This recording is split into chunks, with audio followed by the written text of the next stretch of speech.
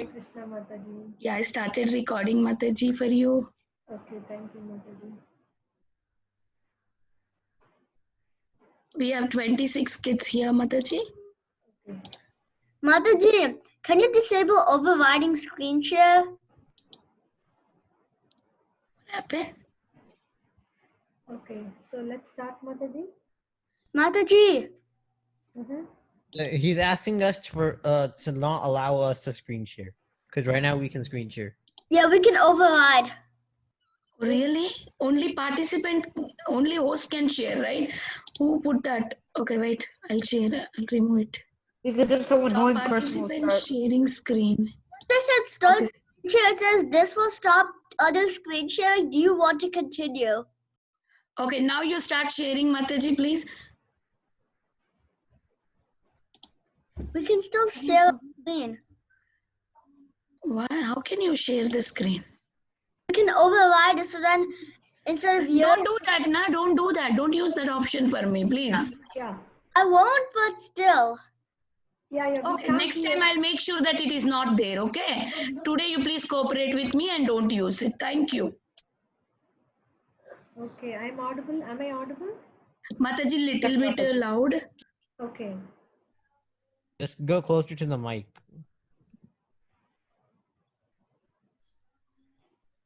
So is it okay now? Yeah, Mataji.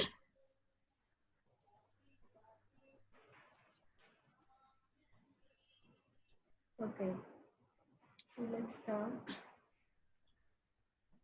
Om Ajnanatimirandasya Jnananjanashalakaya Chakshuram Militam Yena Tasmai Shri Gurave Namaha Mukam Karoti Vachalam Pangum Langayate Gini Yatkripa Tankum Vande Shri Gurum Dinatarinam Namo Om Vishnupadaya Krishna Prasthaya Bhutale Srimate Bhaktivedanta Swami Iti Namine Namaste Saraswati Deve Gauravani Pacharine Nirvisesha Shunyavadi Paschatya Dechatarine Jai Sri Krishna Chaitanya Prabhu Nityananda Sri Advaita Gadadara Srivasadi Gaura Bhakta Vrinda Hare Krishna Krishna Krishna Hare Hare Hare Rama Rama Rama Hare Hare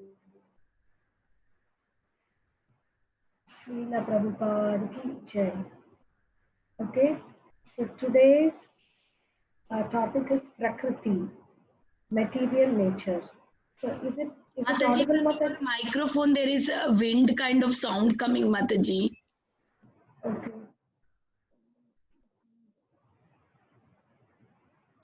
Now we can all hear you. Yeah, 1 second. I'll just.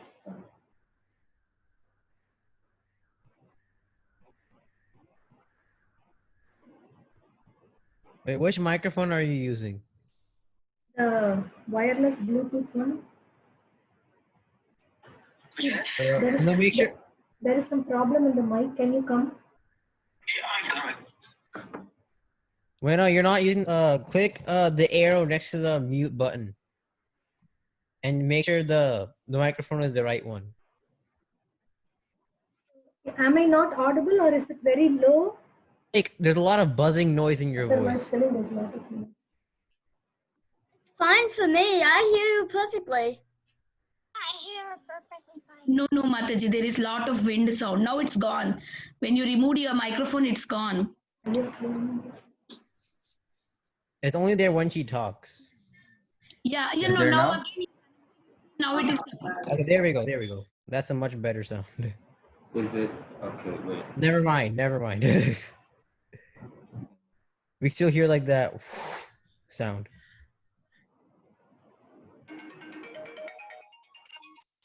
Okay, what about now? Okay, there we go. Okay.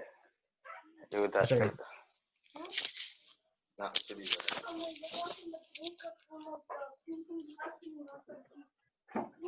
Okay, Haribol, is it better? Yes, Mataji. Yes. Mataji. Okay, yeah. Gosh. Very much better.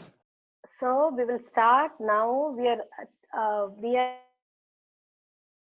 Unmute yourself, Mataji, please. yeah. Is it okay? Yes, Mataji, perfect. Okay. So we are with the Pandavas in the Vanavasa in the exile in the forest, and so they stayed in a place called Vishakayapa. And then Bhima went to explore the area. The first time they went there. So he took all his armed with bow and sword and his mace. So he went around, he was looking at the area, and since he had the power of 10,000 elephants, he was sportingly killing wild beasts just with a slap.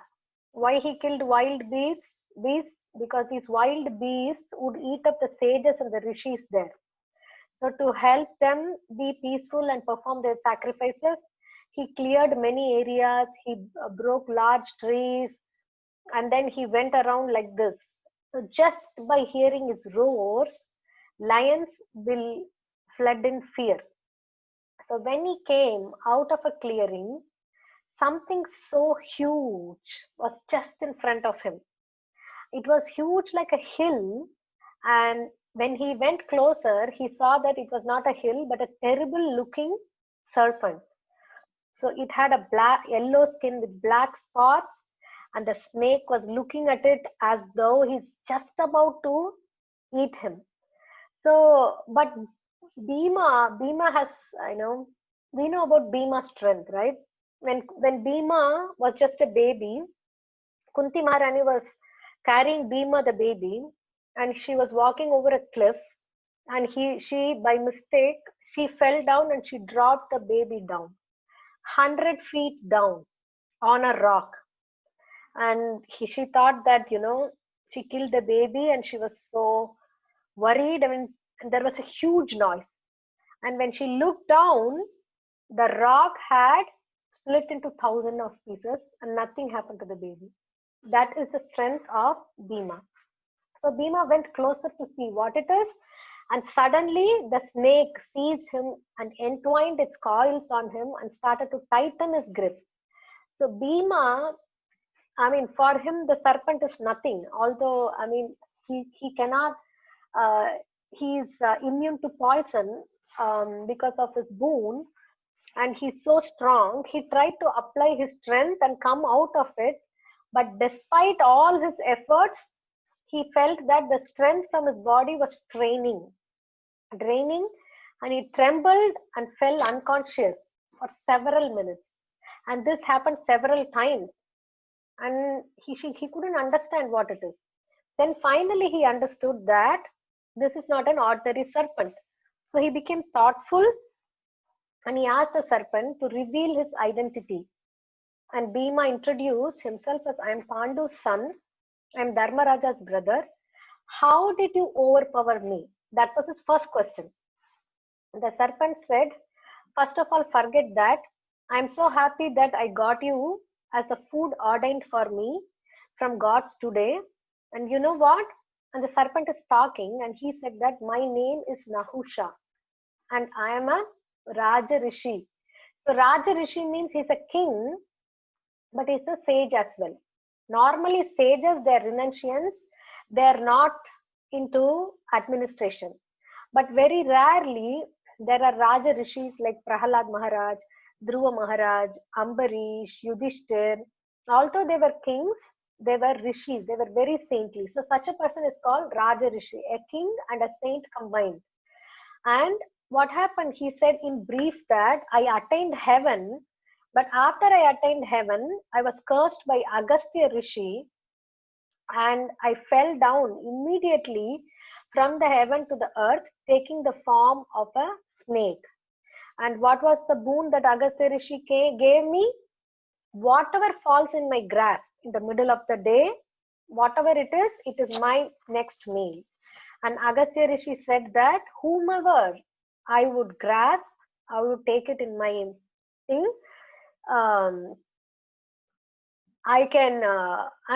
They will have to give half the strength to me. Their strength will be decreasing and my strength will be increasing. And also he said that I will be relieved from my curse when someone so knowledgeable could answer all my questions about the relationship between the soul and the supreme being. So this is my curse redemption, but he even mentioned the name. Somebody who would come in my descendants would do that to me to relieve me. But it became so long ago that I don't forget, I forgot the name, and I'm so much conditioned by the serpent body. And all I know was just to eat the meal that I got. So, meanwhile, Yudhishthira wasn't the thing. And okay, before that, Bhima was replying that, okay, Bhima knew that this is not an ordinary serpent. This has a power to take away the strength. So he said, okay, I'm neither angry nor do I blame myself for this calamity. See this, the first word, it's so significant. So there is an angry serpent trying to eat him, but Bhima is telling, I'm neither angry. And then he's telling that, okay, everybody is under the control of destiny. So who could overpower destiny? Okay, my death is sure. I don't worry about that because I'm not this body, I am a soul. But I feel sad that my brothers and my mother will miss me because I wouldn't be there to help them to win this battle of injustice, the injustice that was caused to us. And one person in the world will rejoice my death, that is Duryodhana.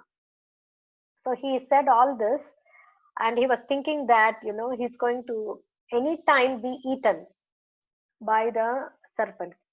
So Yudhishthira, when he came back to his camp, he saw that Bhima was not there and he had bad omens. So immediately he decided to follow the footprints of Bhima. And how does he know where Bhima goes? It's like an elephant. When it goes somewhere, it always clears the spots. There are broken trees, the bushes are broken, and the rocks thrown here over. So that is Bhima's footprints. So he followed that and he came, and he was seeing, first when he saw the snake being captured by Bhima, so he saw, Bhima, don't play with the snake anymore because it's already twilight coming, and at this time Rakshasas and envious people will get more powerful, so please don't play with the snake and kill. But Bhima said, no brother, this is not an ordinary serpent, this is a royal sage called Nahusha, and he says that he's our ancestor. So immediately, as soon as Yudhishthira has heard the word Nahusha, he offers obeisances. So what Bhima says, brother, I want you at least to be alive. It is certain that this serpent is going to eat me, but I don't want you to become its next meal. Then Yudhishthira was offering obeisances, and why? How come Yudhishthira knew about Nahusha?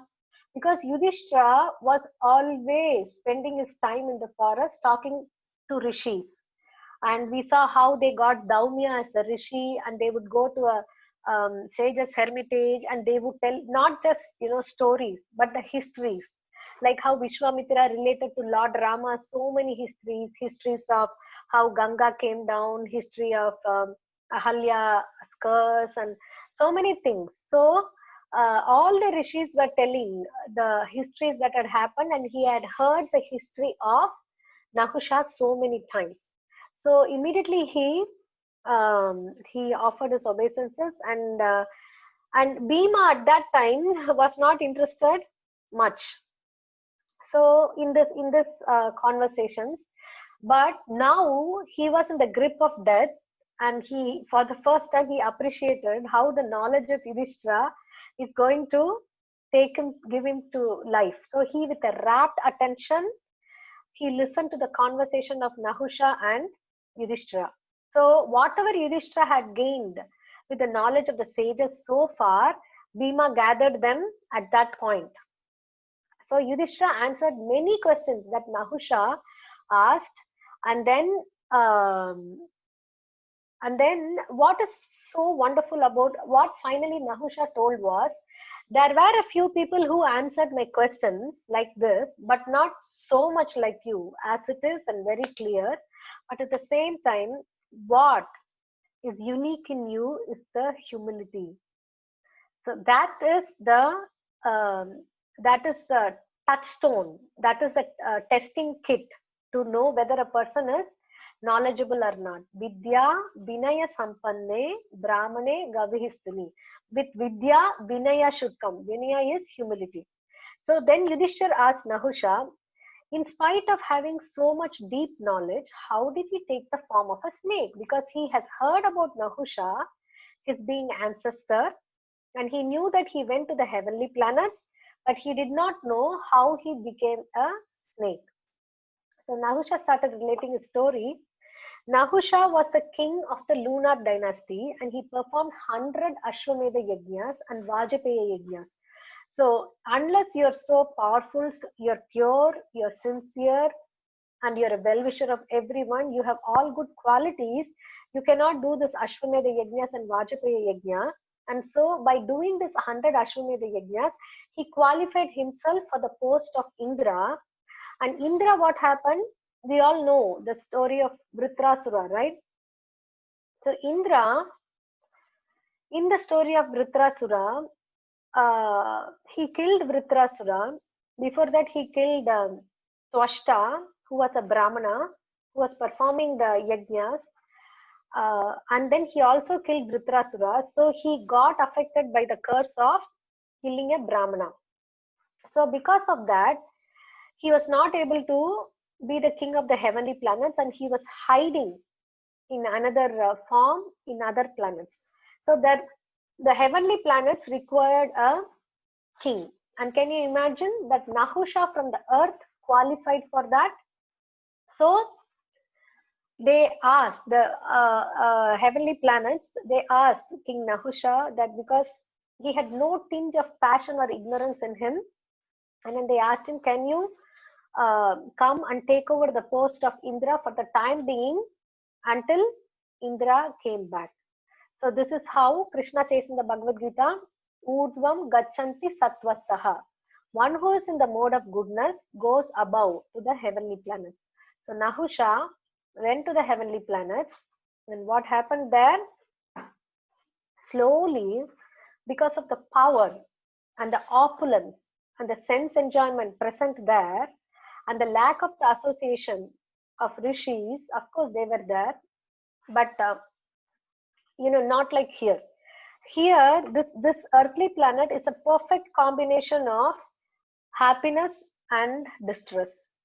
So we are not over happy, and we are not overly distressed, but it comes as a combination, so that we would always take shelter of the holy name of the Lord, always listen to the wise counsel, and always act in a proper way.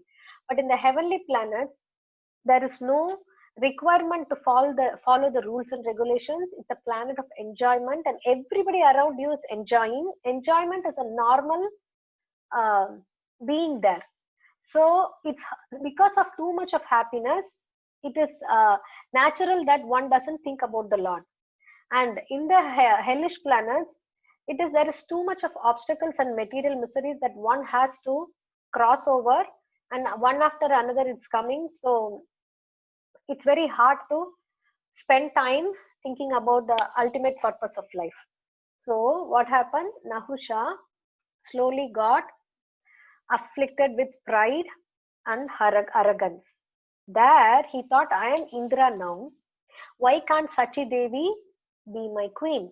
Sachi Devi is the wife of Lord Indra. And Sachi Devi was so saddened by this. So she went and asked Brihaspati, what should I do? So Brihaspati told her the idea that you tell Nahusha that you are externally ready to accept proposal, but he has to be brought in a palanquin drawn by 7 sages. So, the sages are saintly people, and they are not to be used as palanquin carriers. So we know there is one more story in Jadabharat's story, how Jadabharat was carrying the palanquin of Rahugana, but once Rahugana found out that Jadabharat, how self-realized he was, Rahugana agreed to carry the palanquin of Jadabharat. So, but Nahusha all lost sense because of being afflicted with the mode of uncontrollable desire and hankering and passion. So he said, okay, I will come in a palanquin carried by Sapta Rishis. And Agastya Rishi was quite short, and he was not, and he was walking slowly, but Nahusha was becoming impatient to reach Sati Devi. So he said, Sarpa, Sarpa, means move fast, move fast. And Agastya Rishi, you know that you cannot meddle with rishis, and you know, if they find even a small speck of dirtiness in the heart, they give us a punishment to correct us. So you are telling me, Sarpa, Sarpa, I cause you to become a snake. Sarpa also means a snake. Sarpa also means go fast. So as soon as he said that, immediately the next second, Nahusha fell down from his position. As he fell down, he gave up his heavenly body and he took on the body of the python, or a huge serpent. So yeah. So it was so long ago that he was in the body of the python, and then now he said that as Yudhishthira was telling answers to all Nahusha's questions, Yudhishthira was not telling answer because he had just read. Yudhishthira's answers was out of his realization. He not only read it, he practiced it, and with humility he answered. So as he was answering and Nahusha was enlightened with the knowledge again, slowly he could cast aside his serpent body. It immediately died. From out of it, they saw a glowing celestial figure emerge with golden ornaments and beautiful garlands and a celestial body. He bowed down before the Pandavas and then rose to the sky and disappeared.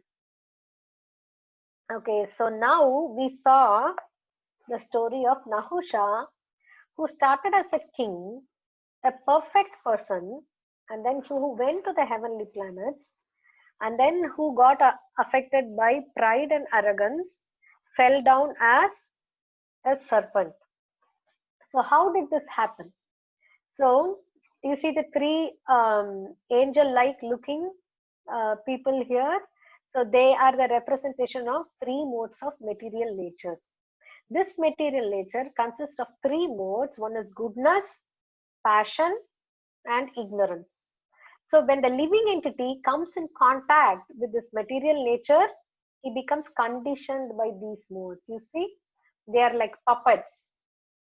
We are like puppets and they are like doing the puppet show with us.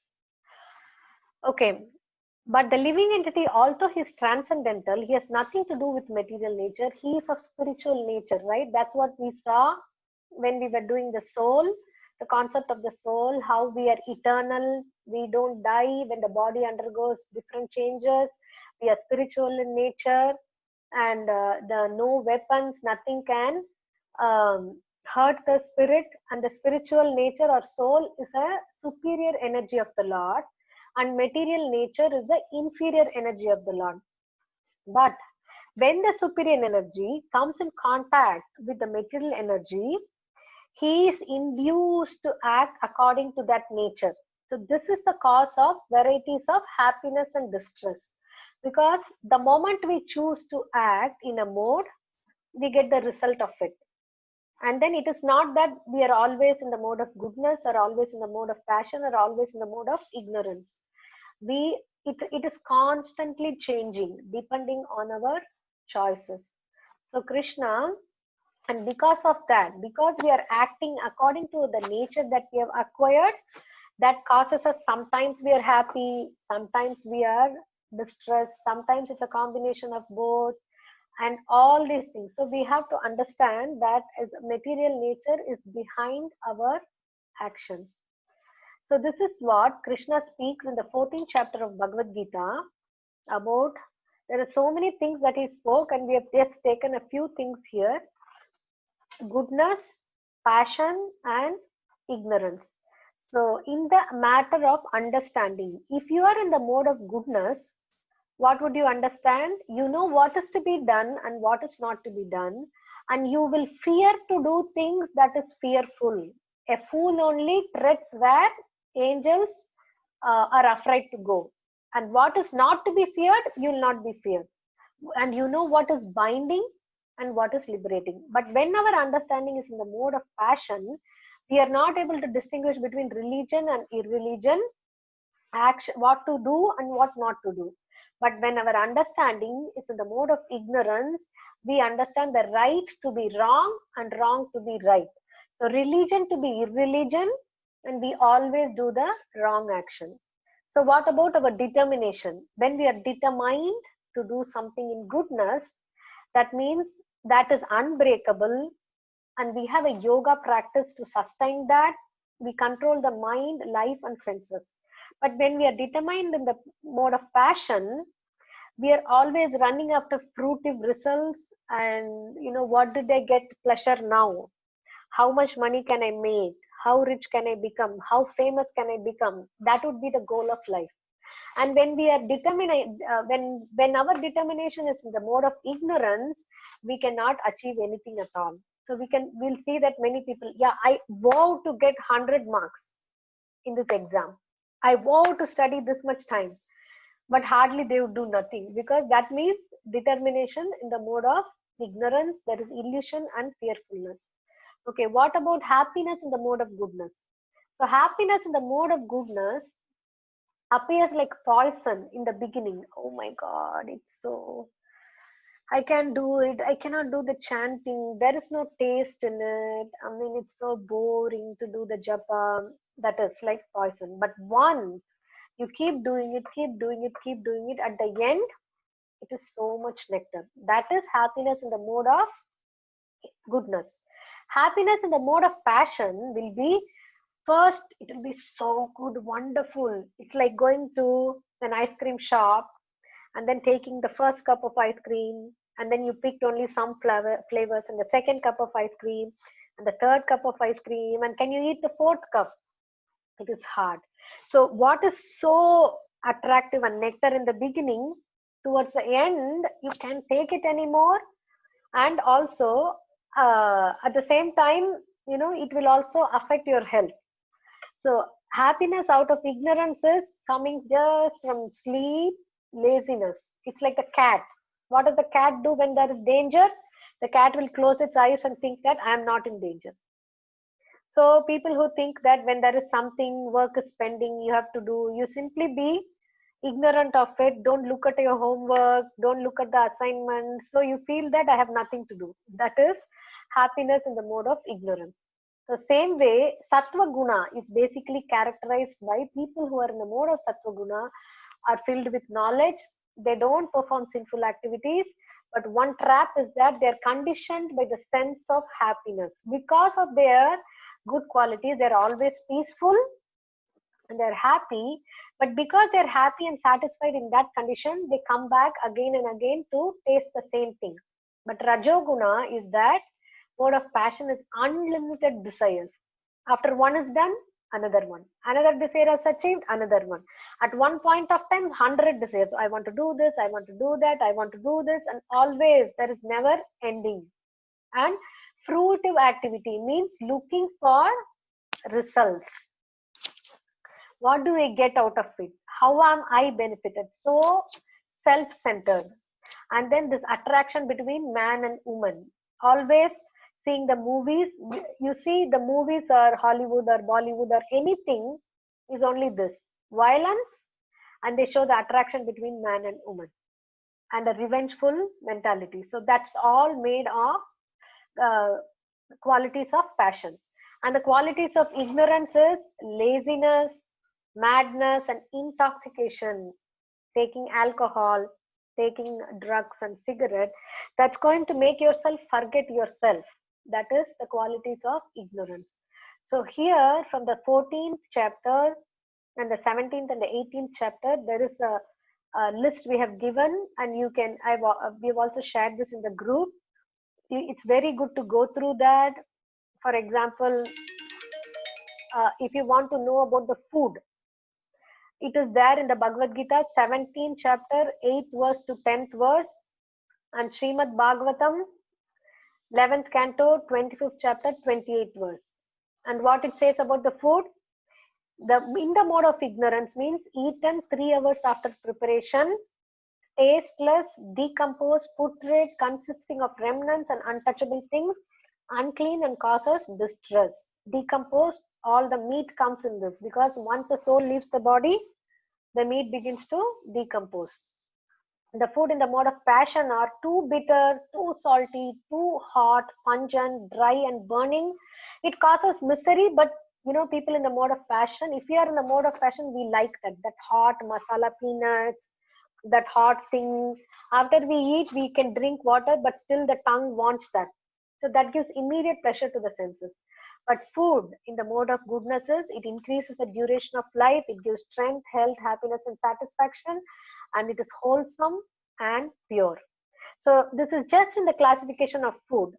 So like that way, you have sleep and consciousness qualities. We don't have time to go through it, but this is a very good thing. Please see this if you can. In the the second one, action or work, worker, understanding, determination, happiness. That's what we saw. And then how each and every thing is affected by goodness, passion and ignorance. Why is the Lord telling this thing? So that we know, actually, as a human, as a soul in the human body, we have the capability to go higher and higher in the modes. The animals don't have that capability. The tiger cannot do meditation. It has to kill. So it is all following their nature. But the human being can advance slowly from passion, from ignorance to passion, passion to goodness, and there is a state called transcendence. Transcendence means going beyond these 3 modes of material nature. But the best among them is goodness, the second is passion, and the third is ignorance. But best of all is transcending these 3 modes of material nature. So that's what, and Krishna is giving this knowledge so that we understand this, how the material nature is working. Why am I getting angry? Why am I not peaceful? Why am I not satisfied? How I should change my food habits, how I should change my life habits. So, for example, if you get up in the morning, you're in the mode of goodness. If you get up a little after the sun rises, it says that you're in the mode of passion. Ignorance means staying awake the whole day till 4 o'clock in the morning, partying, and then sleeping from 4 o'clock to 2 o'clock. That is ignorance. So we choose, we pick, and we choose things, so that will make us rise to the mode of goodness, and we avoid things that will make us rest in the mode of passion and ignorance. So today we are going to have this is just a minute characters, and what you have to do is, if you want to play this, please raise your hand. We will pick one of you. There are 15 and 15 can get a chance. So I have some chits here. Okay, so after I have picked you, I will pick one of these chits here. So this chit has, for example, if it is 5, it says that Bhima in the forest. So as soon as you pick this, you need to talk at least for 30 seconds. You have to give a little introduction about the personality, Bhima in the forest, what was he doing and other things, and what mode, whether he was in the mode of goodness or passion or ignorance. You can refer the table that we sent in the WhatsApp group, and then the lesson that we learned from this. Okay, so who's that? Okay, I saw Panitan Parth. Okay, I pick Parth. Okay, Parth Sharma. I'm going to pick your thing from this. You are number 15. So the number 15 is atheists in general while arguing. So Parth, can you come on video and talk about this? My web camera doesn't work, so I can't. Okay. Okay, go ahead. Yeah. But we see your video cam is on. Like I'm on a monitor, so my computer is closed in like somewhere else, so I can't open it. You guys can't see me. Okay. Um, Okay. So number 15, Yeah. in general, while arguing, Mhm. they would try to do Darwin's theory in like everything, that how it's all Darwin's theory that from a monkey to a human, and they never go by like other proven facts, which also are also scientifically correct, which prove the existence of God. They always choose the parts where it proves that God doesn't exist, or it never actually proves God doesn't exist. It just like kind of says there's never Mhm. actual evidence backing up. Like the Big Bang Theory, everybody thinks it happens, but no one knows if it happened or not. They might have found some stardust, but that doesn't necessarily mean from the Big Bang. So atheists will always do this stuff, while Vaishnavas would try to prove scientifically and would us how God does exist.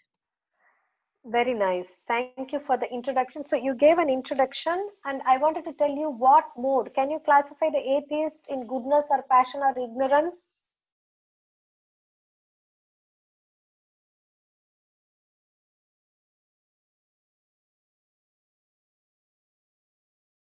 Part?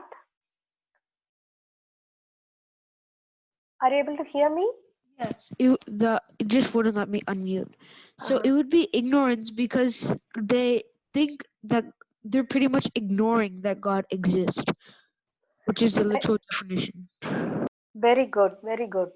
Thank you so much. So, what do we learn from it, the lesson?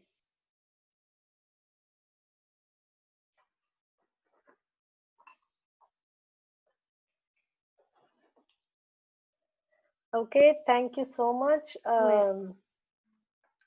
You have something to say? What? You What? asked that. What does it make you like learn? Uh-huh. It makes us learn that even if you're maybe like a nice person, still if you don't believe that God exists, or you defy God a lot, or you don't even care, that still puts you in the mode of ignorance, whether if you try to be in the mode of goodness for everything else. Thank you, Parth. That was very good. Okay, so let's see. Uh, the next I pick is Siddharth. Okay, so Siddharth, your character would be, I'm picking from here, number 12. So number 12 is Angaraparana's wife speaking to Yudhishthira. Do you remember this that we discussed? Yes, Mataji. Okay. So Angarparna's wife, there's not much to give an introduction because she wasn't introduced, like she wasn't given a detailed description about, but like when when Angarparna's wife was speaking to Yudhishthira, she told him to spare Angarparna, and she asked him to spare him, and Yudhishthira. No, actually, Arjuna was about to kill Angarparna, but um um well, You're right. She spoke yeah, to Yudhishthira because yeah, Arjuna got him to Yudhishthira. yeah, Arjuna got into Yudhishthira, and she So spoke can you? to telling him to spare him, and Yudhishthira told Arjuna to spare him. Okay. So what can you define? What mode is that? Was she on?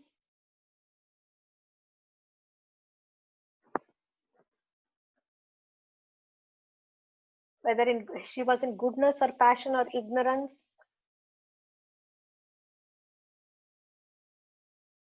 Okay, my clue is she was humble. Mataji, I was gonna say, but I couldn't unmute myself. Okay.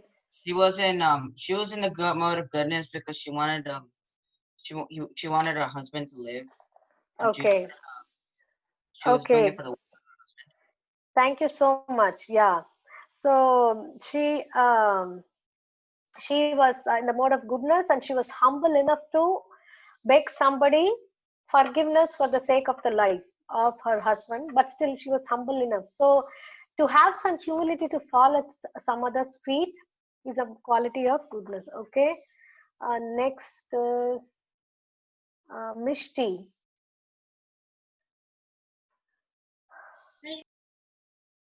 Mishti, okay. So now I'm going to pick your character. I'm just using this. I put some random shades. I'm going to pick like this. This is number 10. Arjuna with Angaraparana. Arjuna's interaction with Angaraparana.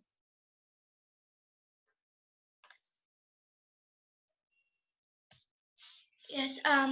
So Arjuna's interaction with Angarparna. So even when Arjun captured Angarparna, I think Angarparna he begged for mercy, and so then he said that I will teach you I'll teach you this I'll give you all these like siddhis and all these like things. Mhm. And but then Arjun said that it's not like the person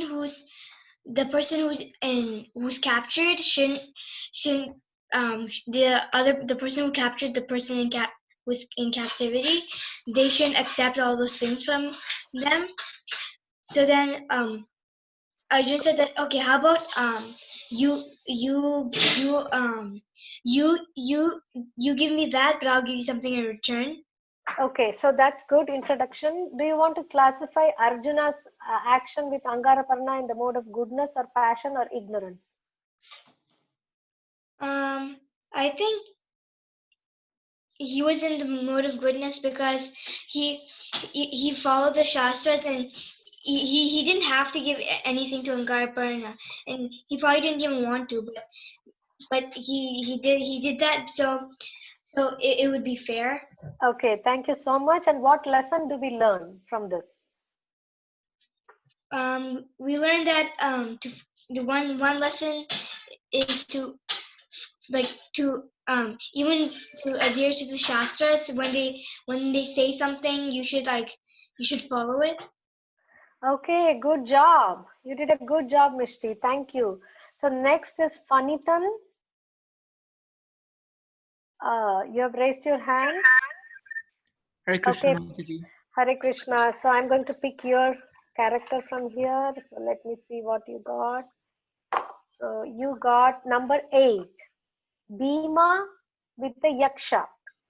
Do you remember the story, the previous story? Yes, Mataji.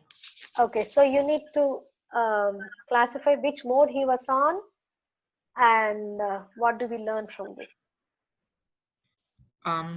So I think if I remember, so the Bhima was very thirsty, like it was the thirst was killing him, and then I think Nakula and Sahadeva were at the pond where the Yaksha was, and they still hadn't returned. So Bhima went to see what happened to them, and then he thought, hey, oh my God, they're dead, but they're not breathing. Mhm. And then he thought maybe it's a Rakshasa or an Asura that attacked them. So to fight it, let me gain my strength to drink the water. But when he stepped to drink the water, the Yaksha said, "Do not drink the water, or you will die too. Answer my questions, and then you can drink." And then Bhima thought, "Well, I'm immune to poison, or I think he thought both things. I'm immune to poison. This can't kill me." And I bet he also thought, if I drink the water first, I can probably attack the voice, which is probably an Asura. So he drank the water, and then he died too. Very nice. Okay, so what mode do you think he was on? I think he was in the mode of passion, Mataji, Good because job. Good he was job. he was arrogant, thinking that, oh, it's just a yaksha, I can probably attack it, and then he didn't listen to the warning. Thank you so much, Fanitan. You got full points. Okay, anybody else? See, it's going to be easy. So please volunteer. The others who have not raised their hands, we are not judging anybody. We are helping everyone. Okay, I see Radhika, right? Okay. Hare Krishna Mataji. Hare Krishna, Radhika. Let's see who you got. So I pick up yours, and this is number 4. So the 4. number 4 is Yudhishthira with the snake. So the introduction part is Yudhishthira is very calm, and he has to answer all the questions of the snake. Very nice. And, Okay. and the mode the mode is goodness. Wonderful. And the lesson that we learn is we should always be calm. Okay, good.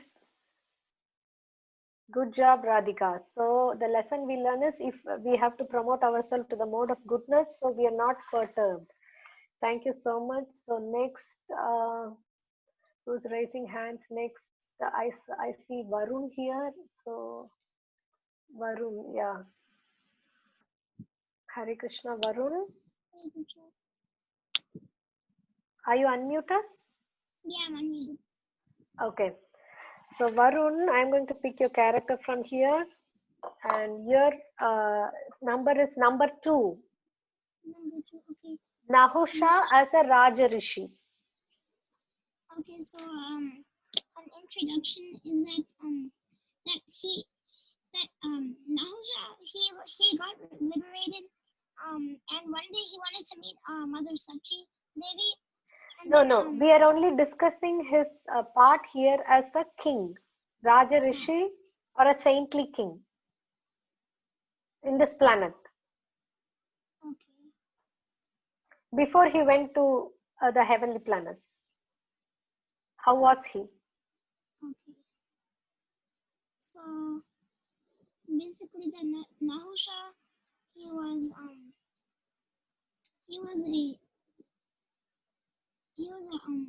Raja Rishi. So he was basically a king and a saint combined. So we performed saintly activities. Very good. And he gave offerings to Lord Vishnu. And then after that he got liberated. Okay, so he didn't get liberated, but he was asked to do the post of Indra because he. And what mode do you think he was in? I think he was in the mode of goodness. Good job. Because he was offering things to Lord Vishnu, which is always very nice. Thank you. So the lesson we learn is always we should raise ourselves to the mode of goodness. So let's hurry up. And yeah, who else wants to raise their hand? Siddharth and Varun, they did. Does anyone else want to do? Radhika, Parth did. Vishaka. Okay, so let me unmute Vishaka. Hare Krishna. Hare Krishna, Vishaka. So let's pick yours. Yours is number 9. Yaksha with Yudhishthira. So the introduction would be, so Yudhishthira got scared because all of the Bhim, Arjun, Nakul, and Sahadev hadn't returned. So he himself went to the water. And so when he saw that the brothers were like laying down, at first he was thinking of a lot of possibilities of what happened. Like, did they get poisoned or were they attacked? So finally he figured out that it must have happened from the lake. So then he himself went to the lake to get a drink. And okay, so one second, I'm sorry to interrupt. So this is from Yaksha's viewpoint. So what was the Yaksha doing to Yudhishthira? Yaksha was questioning Yudhishthira about the soul. So Yaksha was like testing, right? Yeah. So what mode of nature was Yaksha in? I think he was in the mode of goodness. Goodness. Okay, good. Because, okay, so someone might argue that he killed people, right? He killed Nakula, Sahadeva, and others. So, how he's in the mode of goodness?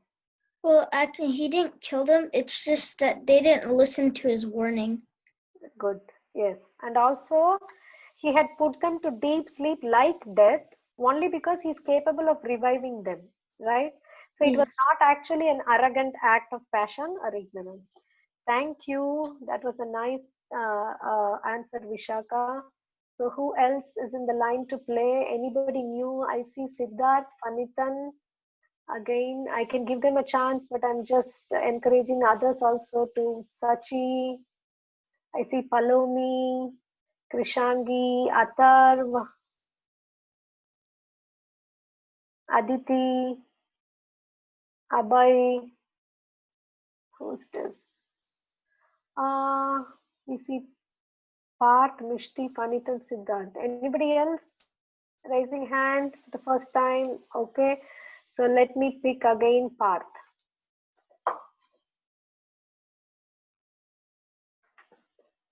Parth. Yes, Mataji. Okay. So I'm going to pick yours. Your character is Yudhishthira with Yaksha. That is number 6.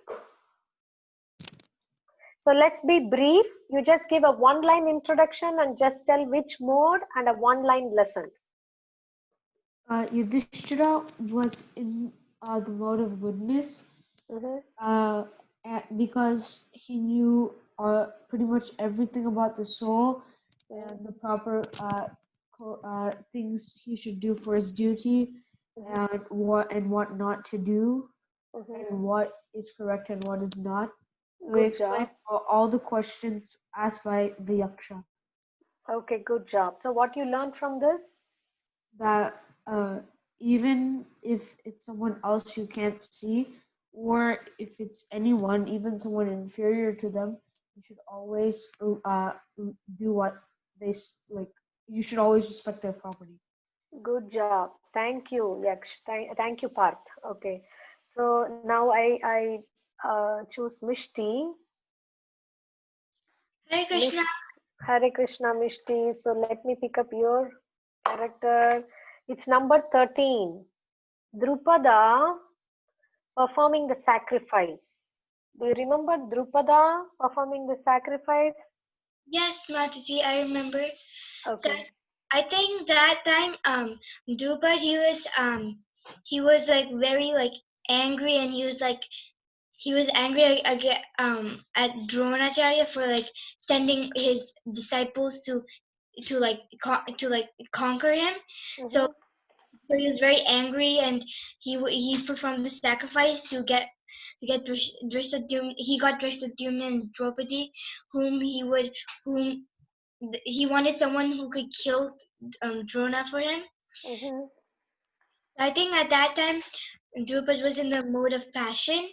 Very nice, Mishti. Thank you so much. So what lesson we learned from this in a line? We can learn that that when we're very angry like this, then it will lead to bad consequences. Wow, thank you so much. That was wonderful. Okay, anybody else for the first time?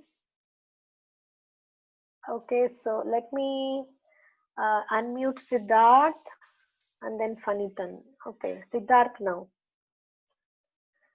Yes, Okay, let's see what you got here. This is number 5, Bhima in the forest. Okay. That was the introduction to this class today. Okay. So Bhima was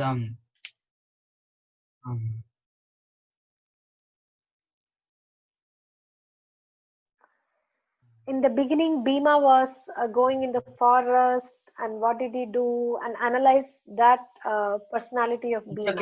he took all his weapons with him, his sword and his mace, and he encountered the snake Nahusha. Yeah. And Before that, you just say before meeting Nahusha. This is about Bhima. We are analyzing before meeting Nahusha. So what was he doing? He was going in the forest and he was breaking down.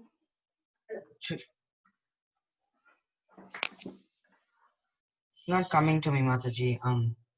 Yeah, he was breaking down trees, right? And he was, Yeah. killing wild beasts and. Oh yes, he was killing wild beasts. I remember. Okay, so this is basically in the mode of. Goodness, because he was saving all the different sages. Because the wild beasts were like attacking the sages who were coming to that forest, who were practicing their penances. So he was in the mode of goodness because he was killing the wild beasts who were attacking the sages. You know what? Although it's true that unless one is in the mode of passion, one cannot kill the beasts.